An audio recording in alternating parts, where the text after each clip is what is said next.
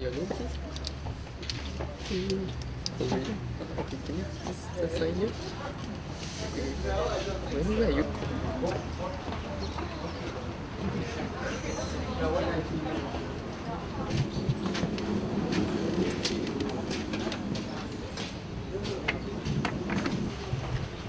Can you just sign? Can you give us the email address as well? Yeah. I already have. We already have, yeah, I okay, just didn't then put it on. it's fine now. How are you? Good, thanks. Looking forward to it. Here. Oh, sorry. Wrong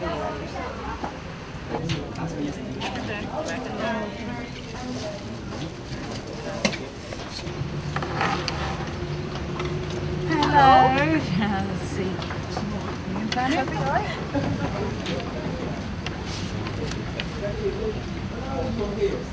Being captured now. We have no choice. Yeah, but yeah, touch it.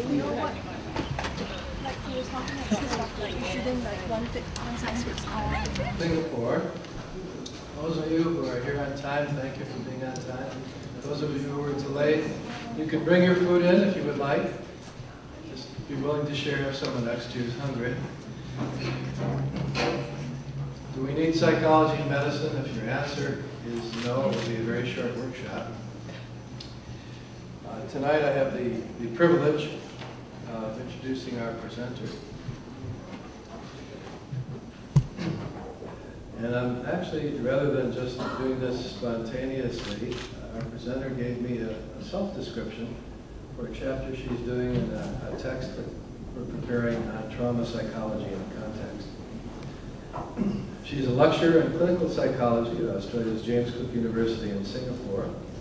She's a chartered clinical psychologist and chartered scientist.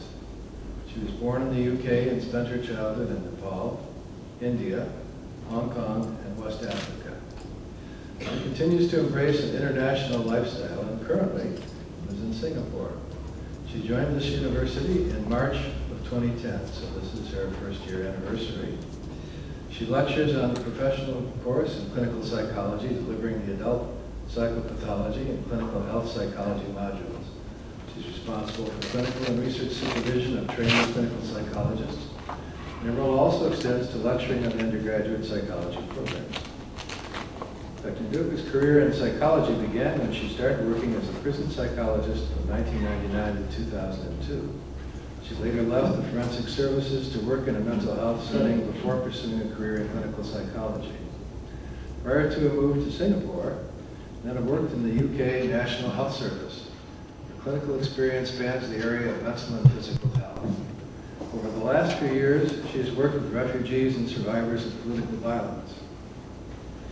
She is passionate about this area of work and has lectured on refugee trauma and human rights. She's worked with individuals presenting with a range of psychological problems across the lifespan, offering expertise in psychological assessment, therapeutic interventions, consultation, teaching, training, and research. Specialized in the psychological aspects of chronic health conditions within pediatric and adult services, she has provided a psychological service to various medical specialties: burns and plastics, HIV and infectious disease, specialist weight management, diabetes, and chronic pain. Now, there is a South African proverb: if you want something you never had before, you must do something you've never done before. And I'm really delighted that you're here tonight in this workshop to do exactly that. Let me introduce our presenter. Thank you.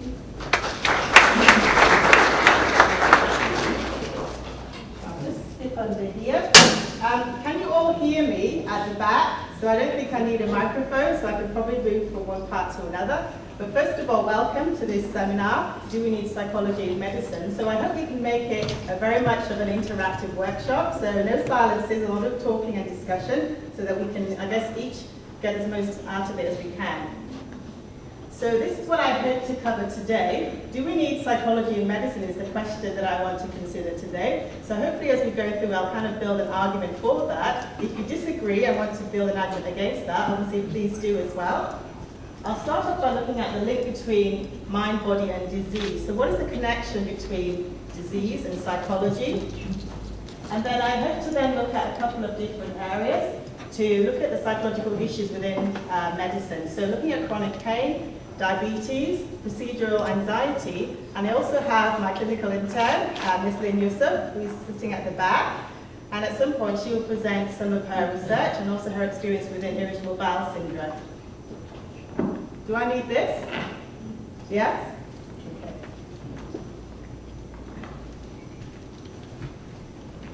Sarah?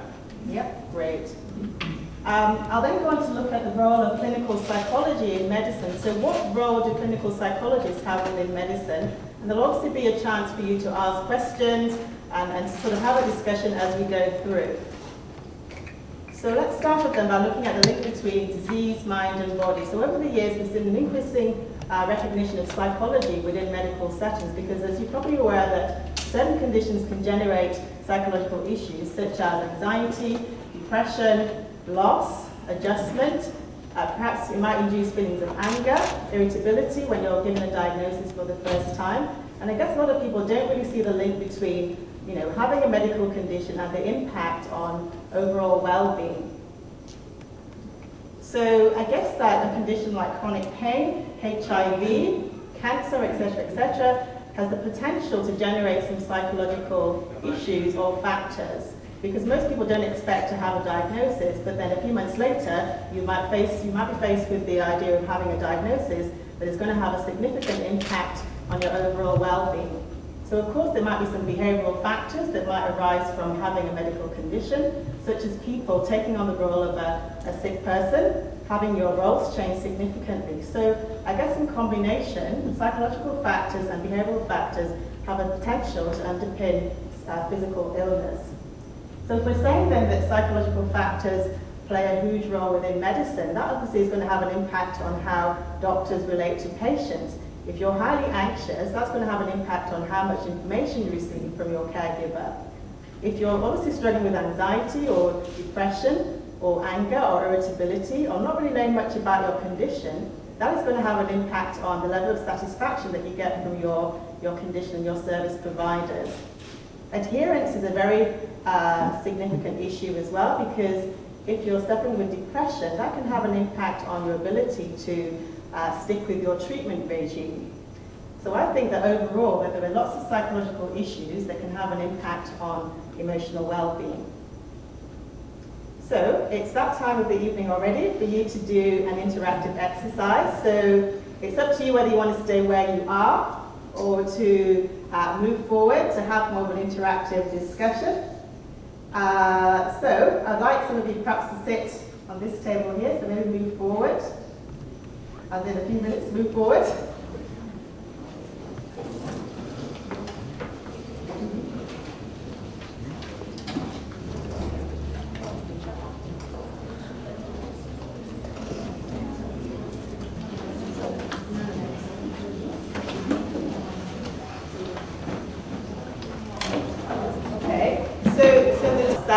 And I would like you to list a number from 1 to 10 and list down the things that define you as an individual. So it could include anything to do with your gender, what your role in the family as a mom or as a sister, as a psychologist, as a counsellor, anything that you think defines you as an individual, a list of 1 to 10.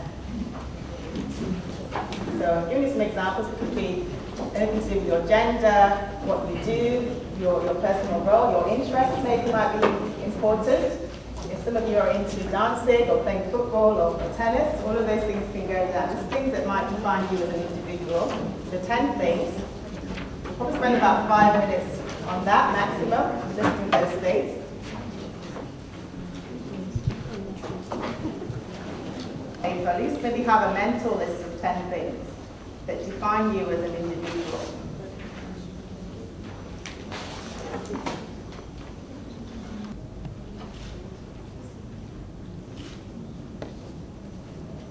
Okay, so I guess some of you are still on number 1. Is that right? Okay, 9 more things to go. Good boy.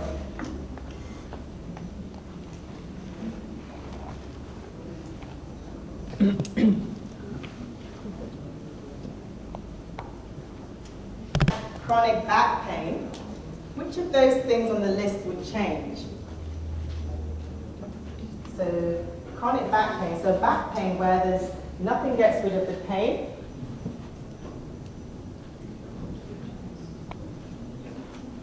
Cool.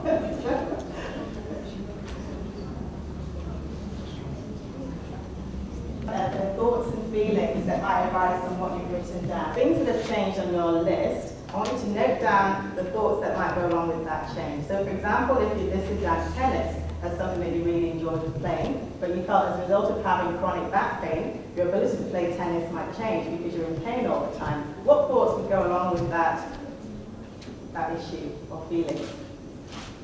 Now, the psychologists amongst you might grasp that quite easily, I'm sure.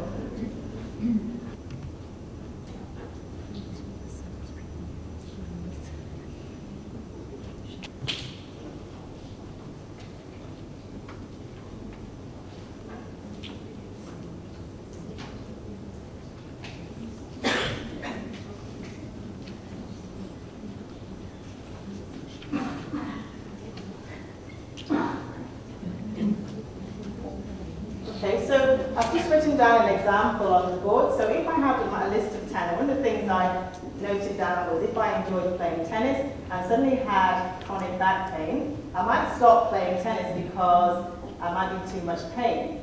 Because my life has changed, I'm unable to play tennis because I've got my chronic back pain. So my thoughts might be, I'm in too much pain, increasing my activity will make my pain worse. And my feelings that go along with that could be feeling quite low in mood, feeling quite anxious because I can't do the things that I used to do.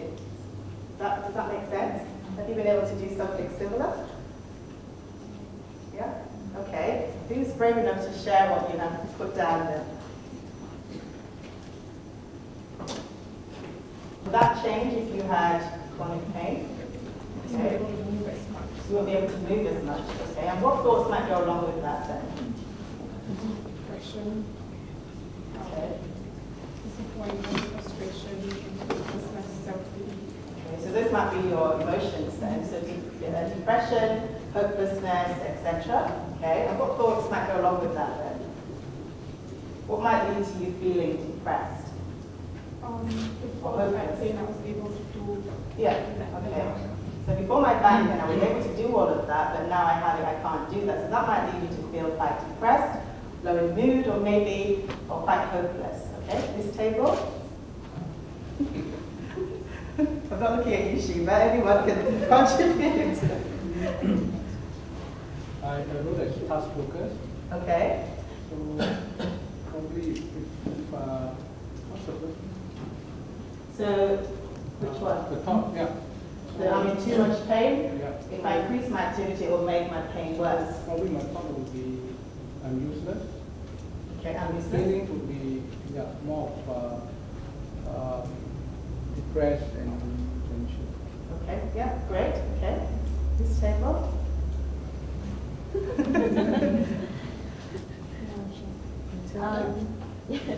My role as a pet owner is integral to my life. Yeah. So if I can't do that anymore, my thought will be I can't even take care of them anymore, and I'll feel quite depressed. Okay, I can't even take care of them anymore, and because of that, you might feel depressed. So there's a link between thoughts and feelings because of your situation changing. Okay, great. Robert's table. I think I'd be a very poor therapist because I'd be concerned about my own pain and not somebody else's. Okay. Okay, great. Anyone else want to contribute on that table? Anything else to add? Okay, we'll move on. This table in the corner. You have plans to do something, and it's something that you really enjoy, and now you're being limited in doing those abilities. You feel disappointed, and emotionally you're wondering why. So you feel sadness and disappointment. Yeah. Because of you're almost comparing your current situation to what happened previously. Yeah. The idea of having a chronic condition, because it can have an impact on your emotional well-being, it can have an impact on the way that you view yourself and your situation. So it affects your thoughts, it affects your feelings, and of course it's going to affect what you do. And I guess chronic pain, we'll look at that in a few slides on. Working in physical health or in medical settings, Often when patients are referred to us for psychological assessment, most of them don't really know why they're there because they can't quite link between, I've got a physical condition, so why am I seeing a psychologist? So this person might think, well, why do I need to see a psychologist when I have a pain problem? They can't quite get the connection between the two. Or I'm not quite sure why I'm here. I only came because my doctor asked me to. So the doctor recognizes that these individuals might have psychological issues because they're not managing their condition. But they might not see it that way because they haven't quite understood the link between disease or body and mind. Does that make sense? So a lot of people will actually struggle on their own, not really seeking help for their problems because they feel that they shouldn't really be feeling depressed or feeling anxious. But according to Albert Ellis, the best years of your life are the ones in which you decide your problems are your own. So it emphasizes taking control of your problems and seeking help and problem solving. So let's look at chronic pain then, to demonstrate the link between that and psychology. Now, most people with chronic pain have a medical knowledge of what pain is. We've all experienced pain to various degrees, whether it's been toothache, backache, pain in your, from a sports injury, etc. So all of us have some knowledge of pain. So most patients would have some knowledge of pain. And a lot of us might think, well, because I feel pain, that might equal some damage of some sort. But sadly, that's not the case for patients with chronic pain, because a lot of them don't really have a formal diagnosis.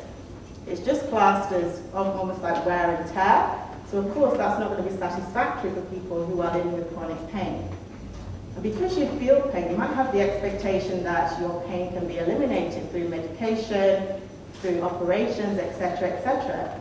But obviously for a lot of chronic pain patients, that's not the case. So their distress might be influenced by lots of success stories of new treatments that might not necessarily work. Also, the fact that media might also advertise new treatments for pain, but when you try them, they don't work as well. And while all that is going on, this individual has to carry on with life regardless of all of that. So that can be a particular problem for a patient. So what are the psychological factors in chronic pain then? Well, anxiety is quite common because it might present as feeling quite nervous, feeling quite tense or restless, but it might be more connected to the meaning of the illness. So people don't just become anxious because they have pain. It has a lot to do with the meaning of the illness. So if I have chronic back pain, I might become anxious because I can't do my job as a psychologist. And I'm worried that people might not think I'm pulling my weight. So the thought process there, because the meaning of it is that I'm probably too young to have back pain. It affects much older people. So meaning is quite important in physical health because that can have an impact on how you respond to your treatment. If you feel that you shouldn't really be feeling like this, that can have an impact on how you respond to your treatment and the sort of help that you receive. The anxiety might be connected to having a lack of a formal diagnosis because the doctors might tell you, well, you've just got wear and tear. So for a lot of people, they actually want more than that. They want to know more about why am I experiencing this pain given I had an accident. Surely there should be something you can do, like increase my medication so that my pain is reduced and my distress goes away. The lack of prognosis as well, because people want to know, how long am I going to live with this chronic pain? Is it going to go away tomorrow? I've been living with it for 4 years now and nothing has helped. And now you're referring me to a psychologist. Well, you must think I'm imagining it. And anxiety can lead to a reduced personal competence, so not feeling confident in being able to manage your life or the responsibilities that you have. And because of that, you might start then coping not coping in a way that you used to do before. And of course, most people, if you were previously very independent as an individual, then you have something like chronic pain, which means that you're much more dependent on others, then this independent person is actually going to struggle to deal with being more dependent on people. Make sense? Yeah. Depression is quite common with most, I guess, medical conditions, and it could be the factor that influences whether people engage in treatment or not.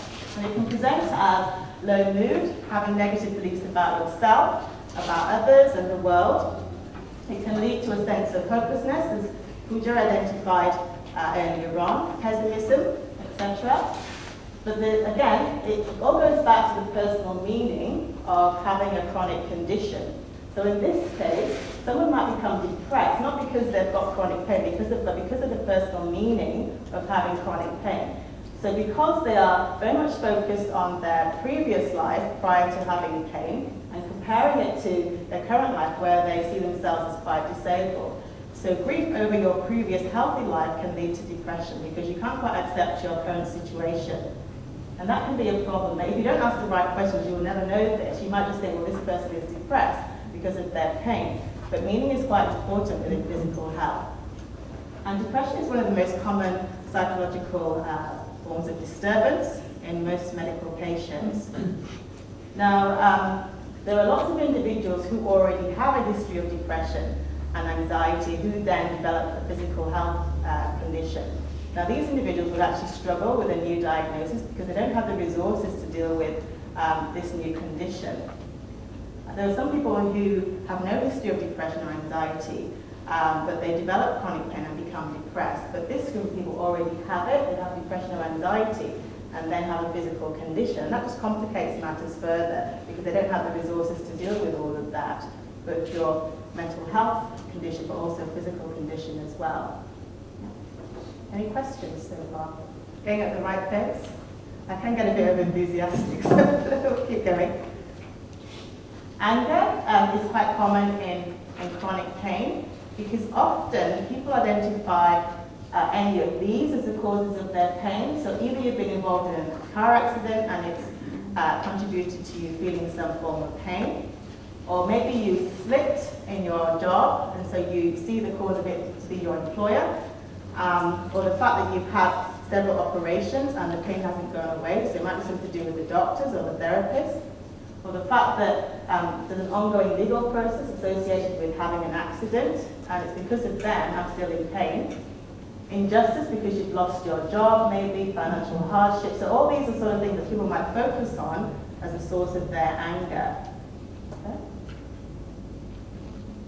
So I'd just like to clear away some misconceptions about emotional reactions for people with pain. Because a lot of people do have chronic pain and their pain is real, even though we can't see chronic pain. The fact that people verbalize a sense of anxiety or depression or irritability, it is